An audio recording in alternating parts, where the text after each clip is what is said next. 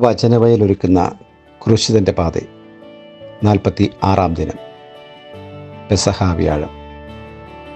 വിശുദ്ധ മത്തായിയുടെ സുവിശേഷം 26-ാം അധ്യായം 26 മുതൽ 28 വരെയുള്ള വചനങ്ങൾ. യേശു അപ്പം എടുത്ത് ആശീർവദിച്ച് മുറിച്ച് ശിഷ്യന്മാർക്ക് കൊടുത്തുകൊണ്ട് അരുൾ ചെയ്തു, വാങ്ങി ഭക്ഷിക്കുവിൻ, ഇത് എൻ്റെ ശരീരമാണ്. അനന്തരം പാനപാത്രമെടുത്ത് കൃതജ്ഞതാസ്തോത്രം ചെയ്ത് അവർക്ക് കൊടുത്തുകൊണ്ട് പറഞ്ഞു, നിങ്ങളെല്ലാവരും ഇതിൽ നിന്ന് പാനം ചെയ്യുവിൻ. ഇത് പാപമോചനത്തിനായി അനേകർക്ക് വേണ്ടി ചിന്തപ്പെടുന്നതും ഉടമ്പടിയുടേതുമായ എൻ്റെ രക്തമാണ്.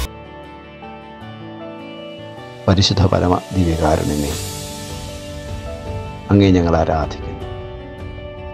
പരിശുദ്ധ പരമ ദിവ്യകാരുണ്യത്തിന് എന്നേരവും ആരാധനയും സ്തുതിയും പുകഴ്ചയും ഉണ്ടായിരിക്കട്ടെ.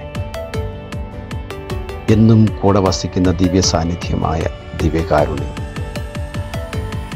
അത് എടുത്തു വാഴ്ത്തി മുറിച്ചു നൽകുന്ന വിശുദ്ധ കുർബാന അനുദിനം വിശ്വാസത്തോടെ തീഷ്ണതയോടെ പങ്കെടുക്കാൻ നമുക്ക് പരിശ്രമിക്കാം. പൗരോഹിത്യത്തെ ബഹുമാനിക്കാം. God bless you. ആമേൻ.